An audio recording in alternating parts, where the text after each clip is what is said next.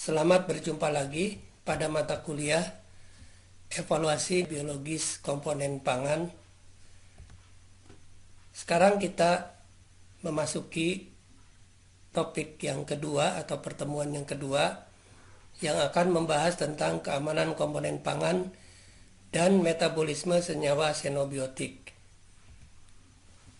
Capaian pembelajaran yang diharapkan dari topik ini adalah yang pertama, setelah menyelesaikan topik ini, para mahasiswa diharapkan mampu untuk menjelaskan bahaya dan sumber senyawa xenobiotik di dalam bahan pangan.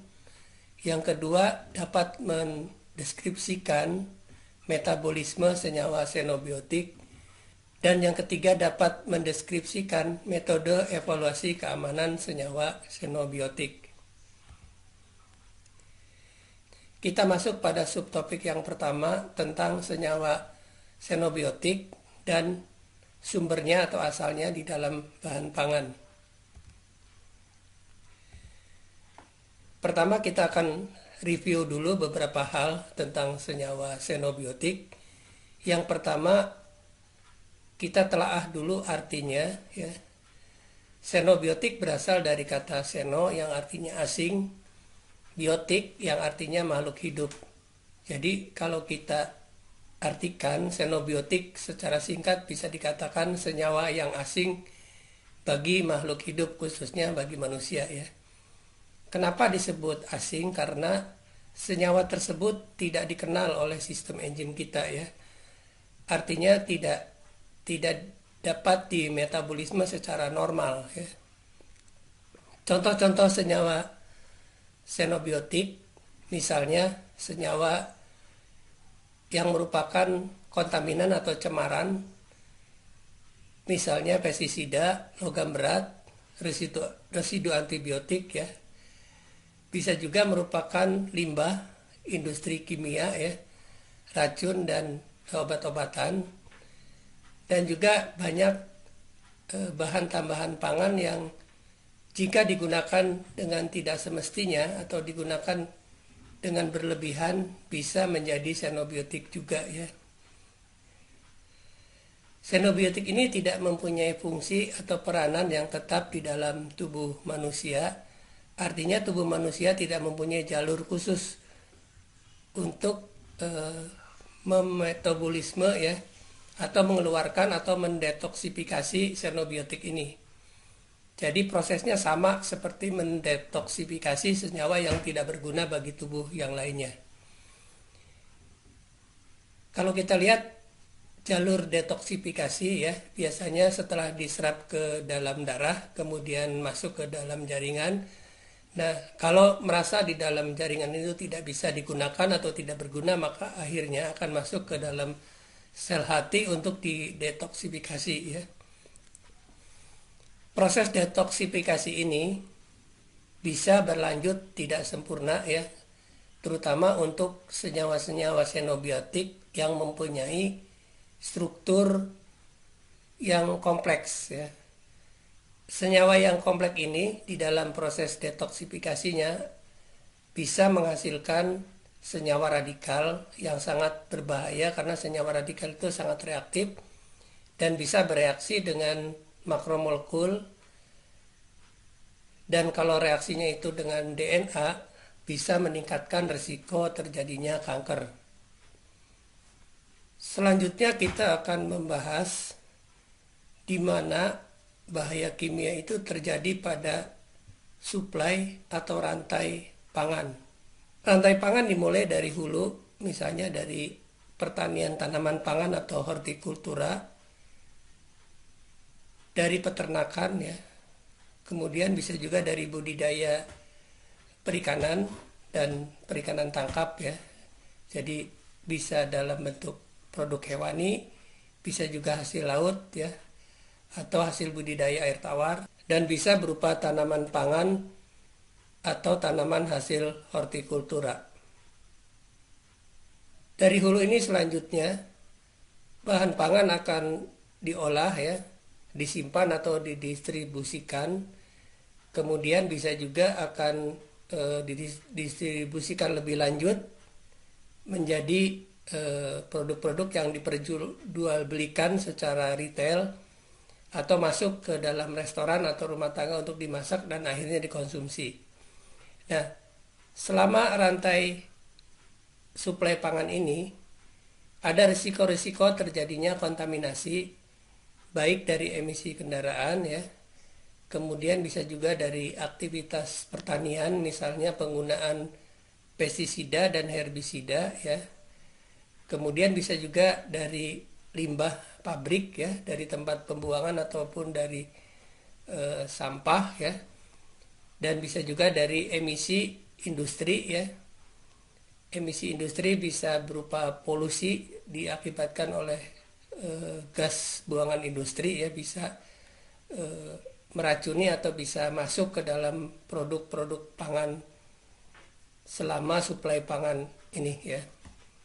Selanjutnya kita akan melihat dari mana saja ya bahaya kimia itu ke dalam produk pangan, bagaimana pembagiannya. Yang pertama kita akan melihat kontaminasi industri dan lingkungan ya. Yang kedua, kelompok senyawa yang merupakan racun alami baik dari tanaman maupun hewan. Berikutnya, kontaminan yang terjadi selama proses pengolahan pangan ya. Kemudian juga ada penggunaan bahan-bahan agrokimia ya, yang tidak semestinya. Misalnya penggunaan pestisida, kemudian penggunaan herbisida dan penggunaan bahan kimia yang lain di dalam praktek-praktek pertanian ya yang tidak semestinya.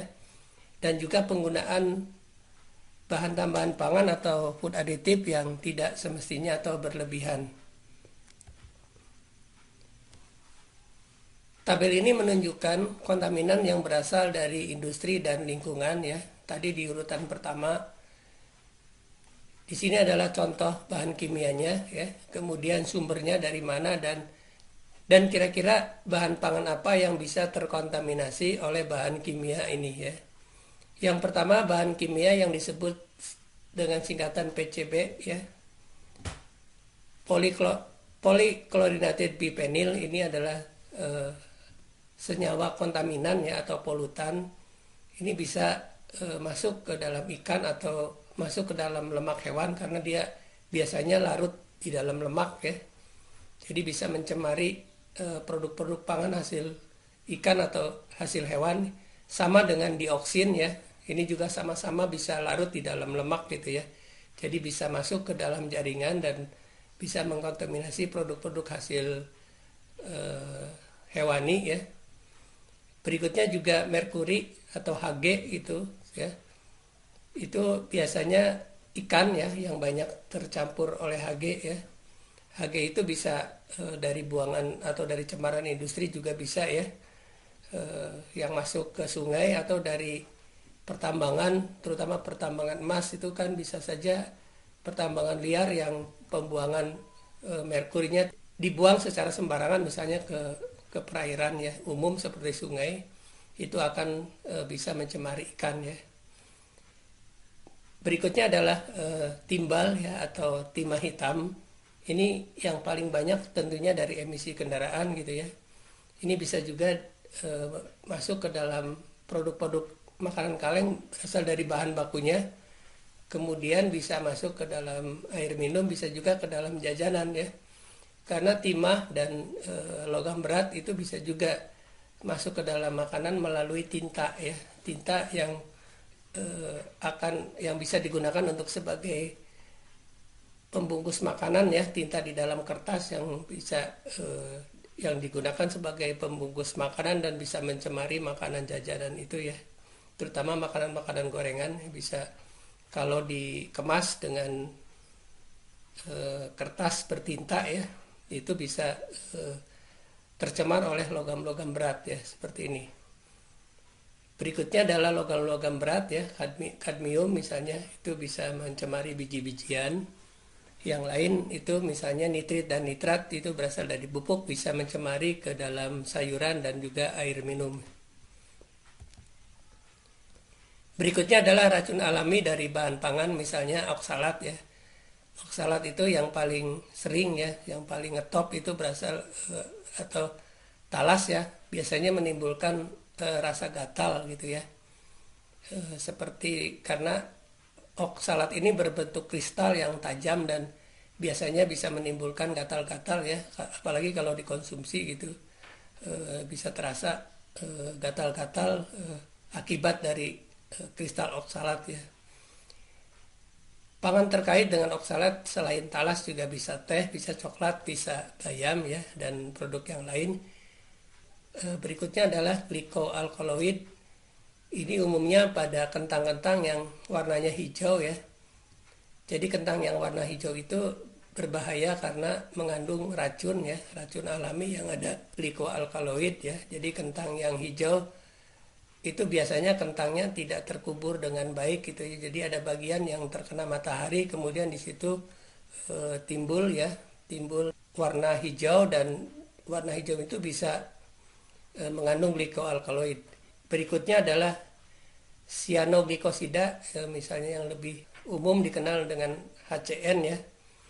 Itu kalau di kita adalah banyak di singkong ya, terutama singkong-singkong yang bukan untuk konsumsi. Ada singkong yang disebut singkong racun ya, karena kandungan cyanidanya sangat tinggi gitu ya.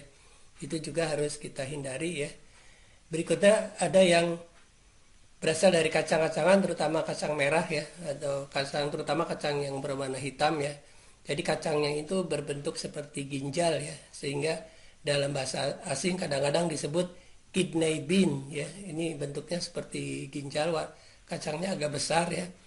Ini mengandung racun yang disebut hemaglutinin atau pitohemaglutinin ya. Pito itu dari tanaman ya, artinya tanaman. Hemaglutinin karena mampu untuk menggumpalkan sel darah merah ya.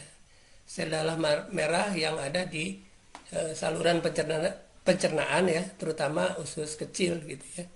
Berikutnya golongan mikotoksin ya. Mikotoksin itu ternyata punya target ya. Kira-kira mikotoksin tertentu itu nanti akan meracuni organ apa ya di dalam tubuh kita ya. Nah, organ tubuh itu bisa menjadi target mikotoksin ya, atau xenobiotik ya, karena mikotoksin termasuk ke dalam xenobiotik ya, senyawa yang asing bagi tubuh kita ya. Jika terserap ke dalam darah kemudian didistribusikan ke organ tertentu ya, berikatan dengan protein tertentu di dalam organ tersebut ya. Kemudian kalau memang di situ tidak tidak bisa berfungsi, maka akan dikeluarkan ya, detoksifikasi di dalam hati dan dikeluarkan lewat urin.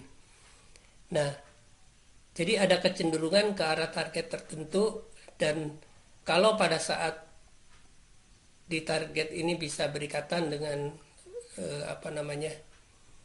organ-organ tertentu, bisa menimbulkan penyakit ya, terutama kanker ya. Misalnya aflatoksin itu menimbulkan kanker hati biasanya ya. Nah, ini senyawa-senyawa yang lain ternyata senyawa-senyawa mikotoksin yang lain mempunyai target sendiri-sendiri ya. Berikutnya penggunaan bahan tambahan pangan yang tidak semestinya. Ini daftarnya ya, banyak sekali sekarang bahan tambahan pangan gitu. Tapi ada beberapa juga yang memang sangat aman, misalnya bahan tambahan pangan yang tergolong enzim itu bukan merupakan xenobiotik ya. Begitu pula pemanis alami ya, seperti gula ya, itu sebenarnya tidak tergolong xenobiotik ya. Jadi pemanis-pemanis yang alami, jadi bukan pemanis buatan ya, itu tidak termasuk ke dalam xenobiotik ya. Kemudian juga nutrien suplemen, jadi memang ini zat gizi yang sudah dikenal ya, yang sudah dikenal oleh tubuh, itu bukan tergolong ke dalam xenobiotik. Sumber yang terakhir ya dari xenobiotik yang bisa masuk ke dalam bahan pangan itu adalah penggunaan bahan berbahaya ya ke dalam produk-produk pangan, biasanya untuk sebagai bahan, misalnya bahan pengawet gitu ya, atau bahan untuk membentuk tekstur seperti borak gitu kan, terkenal untuk membentuk tekstur produk olahan daging ya, seperti bakso dan sebagainya. Begitu pula di sini ada formaldehid untuk pengawet ya. Begitu pula dengan pewarna ya, misalnya pewarna teknik dan pewarna pangan yang sudah dicabut ya, dilarang digunakan. Kita sudah tahu bahwa salah satu akibat dari xenobiotik adalah terjadinya penyakit kanker ya. Bagaimana kanker ini dapat terjadi? Ternyata 90% disebabkan karena faktor eksternal ya, yang disebut sebagai senyawa penyebab kanker, yaitu karsinogenik, bisa berupa xenobiotik di dalam air dan udara dan juga di dalam makanan ya, sinar UV, virus dan infeksi. Dan hanya 10% yang merupakan faktor endogenus ya.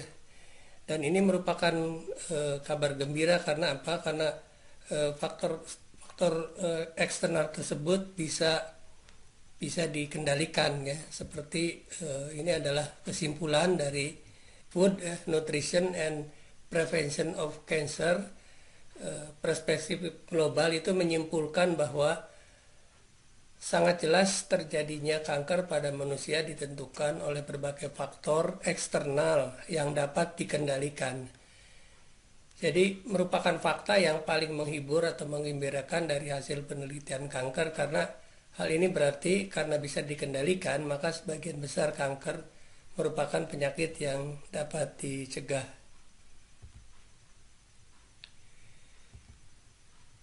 Berikutnya kita akan membahas bagaimana metabolisme dari senyawa xenobiotik.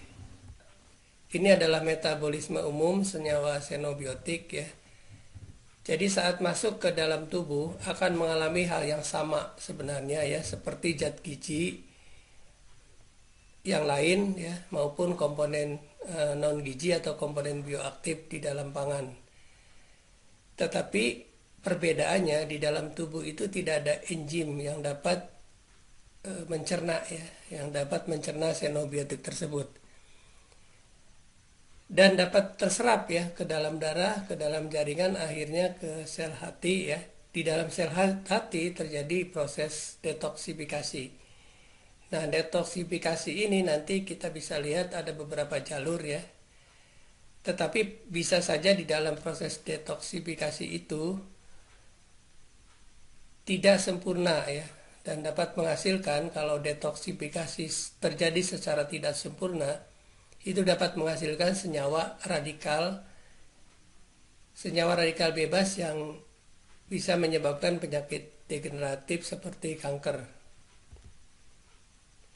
Nah, ini adalah metabolisme umum untuk penetralan atau detoksifikasi dari senyawa xenobiotik. Yang pertama terjadi dalam fase ya, terutama di hati itu fase enzimatis ya.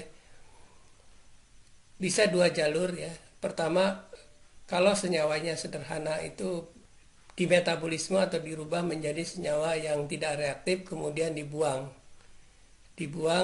melalui urin.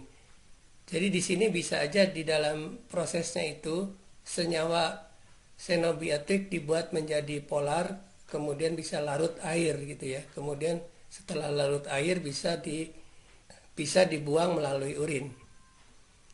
Jalur yang kedua ini bisa berbahaya karena bisa dimetabolisme menjadi senyawa yang reaktif. Ini biasanya terjadi pada senyawa xenobiotik yang mempunyai struktur yang kompleks ya. Nah, di sini akan berikatan dengan DNA ya dan protein, mengakibatkan efek yang toksik ya. Kalau dengan DNA bisa menyebabkan kanker ya, kemudian dengan protein mungkin bisa menyebabkan penyakit-penyakit yang lain. Nah, ke arah mana? Apakah ke arah sini ya, ke arah penetralan yang nanti dibuang, atau ke arah pembentukan senyawa yang berbahaya ini? Ternyata tergantung pada dua hal. Yang pertama, tergantung pada struktur kimia. Semakin sederhana, semakin mudah di metabolisme atau dibuang. Artinya semakin mudah ke arah kiri ya, ke arah metabolisme atau dirubah menjadi senyawa tidak aktif, kemudian dibuang. Karenanya senyawa xenobiotik bisa dikelompokkan menjadi 3. Golongan pertama yang paling mudah dihilangkan, kemudian golongan kedua, dan ada golongan yang paling sulit dihilangkan disebut golongan yang ketiga. Faktor kedua tentunya adalah status gizi dan pola makan dari seseorang ya. Nah, xenobiotik di dalam hati itu akan menjalani jalur yang sama ya dengan bahan beracun lain, jalur detoksifikasi yang sama dengan bahan beracun yang lain ya. Misalnya ada penetralan atau detoksifikasi oleh enzim pada fase 1 dengan reaksi oksigenasi ya. Kemudian pada fase 2 reaksi konjugasi ya untuk membuat senyawa xenobiotik menjadi polar. Nah, setelah polar nanti akan dibuang melalui urin ya. Xenobiotik ini bersifat asing bagi enzim-enzim yang terdapat dalam detoksifikasi ya.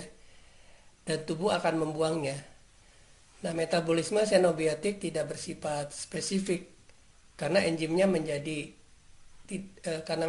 tidak mengenal, maka bisa saja satu substrat itu dikatalisis oleh banyak enzim ya. Atau satu enzim bekerja pada substrat-substrat yang banyak gitu. Karena memang tidak spesifik ya. Tapi umumnya tidak berjalan dengan sempurna ya dalam mengkatalisis setiap xenobiotik yang ada, terutama tadi xenobiotik yang bersifat kompleks ya, yang mempunyai struktur yang kompleks. Ini contoh reaksi oksidasi sempurna ya. Suatu xenobiotik bisa dioksidasi dan nanti masuk ke dalam jalur metabolisme yang normal. Misalnya hasilnya asam suksinat yang masuk ke dalam siklus TCA ya untuk menghasilkan energi ya.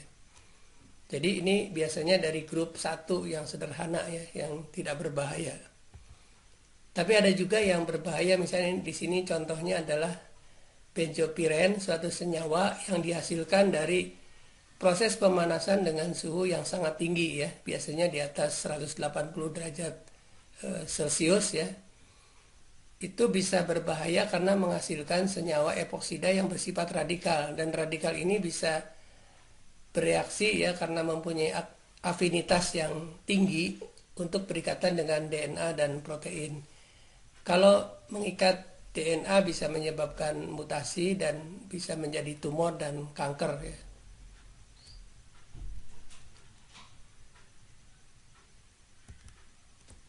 Selanjutnya kita sampai pada subtopik yang ketiga ya, evaluasi keamanan pangan senyawa xenobiotik. Kita lihat dulu asesmen risiko dari berbagai mikotoksin ya. Nah, biasanya oleh tim ahli ya. Misalnya di sini oleh tim ahli di dalam food additive ya. Joint Expert Commission of Food Additive gitu ya. Itu sudah mengeluarkan ya aturan atau regulasi berapa banyak yang kadar maksimum yang diperbolehkan ya, yang diperbolehkan masuk ya ke dalam tubuh seseorang. Misalnya di sini mikotoksin patulin ya, itu 0,4 mikrogram per kilogram berat badan per hari, itu merupakan maksimum gitu.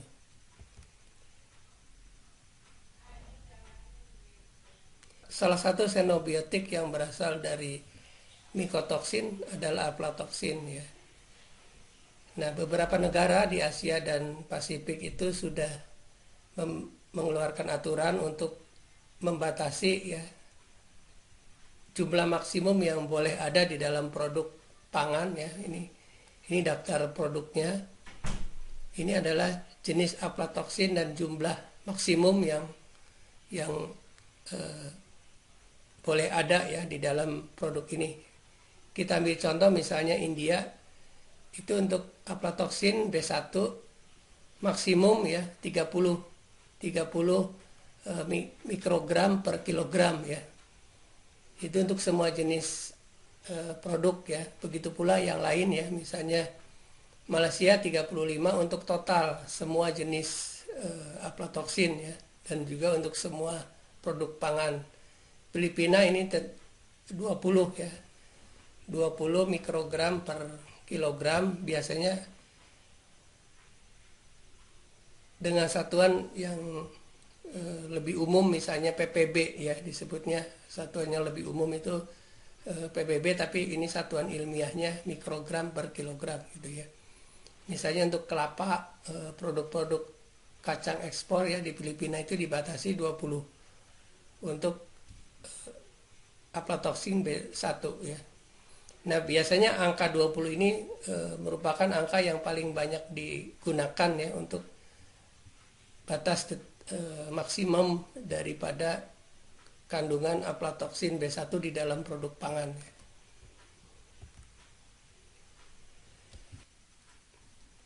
Berikutnya kita akan membahas kriteria untuk evaluasi xenobiotik. Yang pertama, harus dilihat dari struktur kimianya, kemudian dikelompokkan menjadi kelompok 1, kelompok 2, dan kelompok 3. Kenapa struktur kimia ini penting? Karena menunjukkan ya mudah tidaknya senyawa xenobiotik ini didetoksifikasi ya di dalam hati ya. Untuk golongan 1 yang paling mudah didetoksifikasi, sedangkan yang paling sulit itu golongan 3.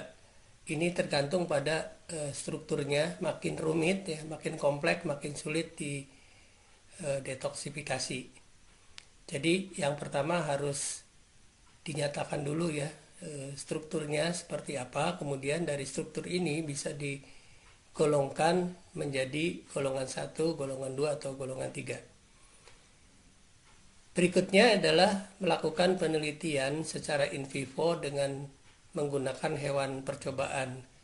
Nah, pada penelitian in vivo ini ada berbagai parameter yang bisa digunakan. Yang pertama disebut dengan threshold ya. Kemudian ada parameter data toksisitas, terdiri atas NOEL dan NOAEL. Jika NOEL dan NOAEL ini dibagi dengan 100, yang merupakan faktor keamanan atau safety factor, akan melahirkan atau akan menghasilkan parameter lain yang disebut dengan ADI atau ADI, Acceptable Daily Intake ya. Parameter lain adalah LD50 yang menunjukkan dosis yang menyebabkan 50% ya, 50% kematian pada hewan. LD50 sendiri singkatan dari lethal dose 50 ya. Perhitungan kematian hewan percobaan dilakukan setelah percobaan selesai ya. Threshold bisa diartikan merupakan dosis yang mulai menunjukkan efek nyata, dan biasanya ini lebih tinggi daripada parameter NOEL ya atau NOEL ya. Nah, threshold ini tidak berlaku untuk senyawa karsinogen dan senyawa alergen. Artinya untuk senyawa karsinogen dan senyawa alergen ini tidak ada threshold ya atau zeroris ya. Berikutnya data toksisitas yang dinyatakan dalam NOEL dan NOAEL ya.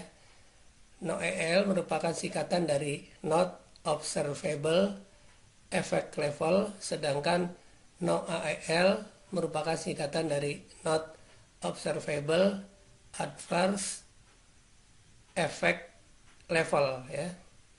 Merupakan konsentrasi di mana pengaruh perubahan tentunya pada hewan percobaan itu tidak dapat dideteksi ya.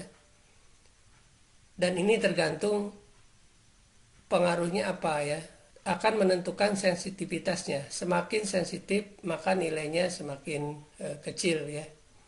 Ini adalah pengertian ya dari NOEL dan NOAEL, diambil dari WHO ya, dari WHO.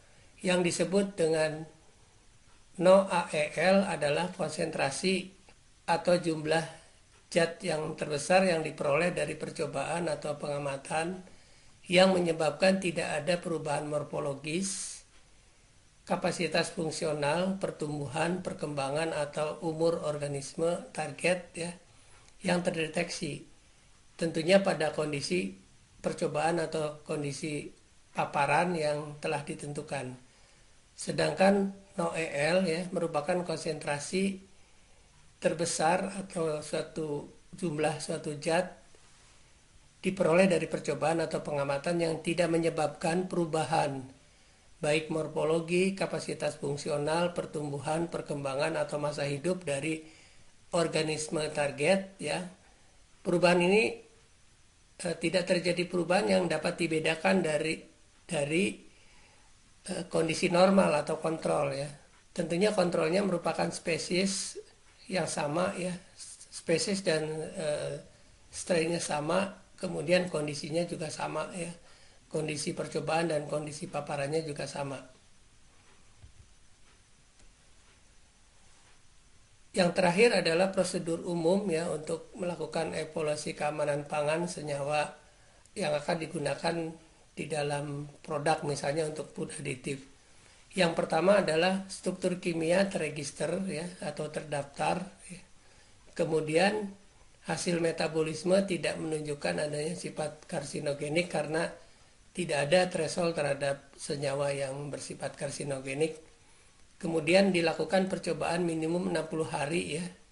Percobaan toksikologi khusus untuk grup 2 dan 3 ya, senyawa xenobiotik golongan 2 dan 3 berdasarkan strukturnya tadi ya. Hewan percobaan yang digunakan adalah tikus dan kelinci. Kemudian harus ada juga data paparan ya atau exposure data. Kemudian ada data juga selain NOEL adalah LOL. Di sini L-nya merupakan atau singkatan dari loss ya. Demikian pertemuan kita pada hari ini. Terima kasih atas perhatiannya. Sampai jumpa pada pertemuan berikutnya.